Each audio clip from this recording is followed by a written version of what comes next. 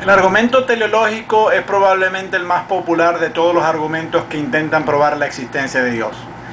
El argumento señala que el universo exhibe un diseño complejo, de lo cual debe inferirse que tras el universo debe yacer una inteligencia, y a esa inteligencia llamamos Dios.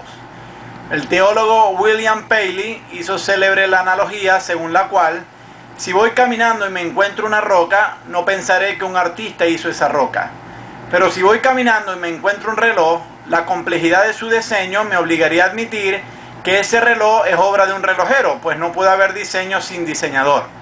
De la misma manera, al contemplar el orden del universo, debemos admitir que hay un diseño, y tras ese diseño debe haber un diseñador. A eso llamamos Dios. El argumento teleológico se aplica en dos dimensiones. La primera es en el plano de la biología. Se alega que los organismos exhiben diseños tan complejos que no puedan haber surgido sin un diseñador. La segunda es en el plano de la física. El argumento teleológico apela al llamado principio antrópico, según el cual el universo está regido por unas leyes físicas de tal precisión que un mínimo cambio en esas leyes físicas no habría permitido el auge de la vida. Así, la precisión de las leyes de la física para permitir la vida humana dan pie a inferir que existe un diseñador cósmico que estableció unas leyes muy precisas para propiciar nuestra existencia.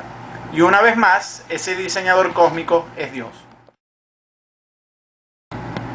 El filósofo del siglo XVIII, David Hume, ha sido el que más críticas ha elaborado contra el argumento teleológico. Por una parte, Hume señala que la analogía entre el reloj y el universo no es válida, porque en el caso del reloj existen muchos relojes que se pueden comparar entre sí como para llegar a la conclusión de que el reloj ha sido diseñado.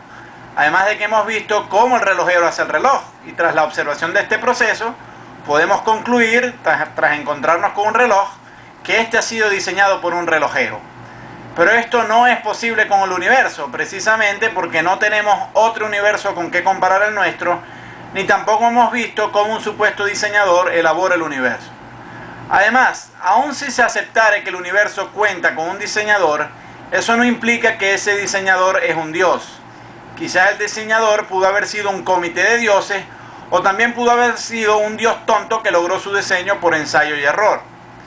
Además, también está el problema de que si el mundo fue diseñado, entonces también tenemos que preguntarnos quién diseñó al diseñador. Y por encima de todo, si el universo cuenta con un diseñador, ¿por qué este diseñador ha hecho un trabajo tan deficiente y ha dejado tantos sufrimientos en el mundo? La asombrosa complejidad de los organismos puede explicarse sin necesidad de apelar a un diseñador. De hecho, fue lo que intentó hacer el biólogo Charles Darwin con su teoría. La gran complejidad puede explicarse como resultado no de un diseño, sino de un proceso de selección natural. Según Darwin, cuando las poblaciones de seres vivos crecen más allá de las posibilidades de subsistencia que ofrece el hábitat, mueren los individuos menos aptos y sobreviven los más aptos.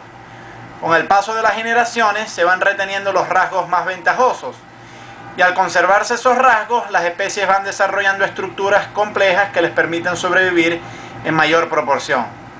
Entonces los organismos podrían dar la apariencia de ser diseñados, pero en realidad no lo son. Su aparente diseño es más bien el resultado de un largo proceso de selección natural.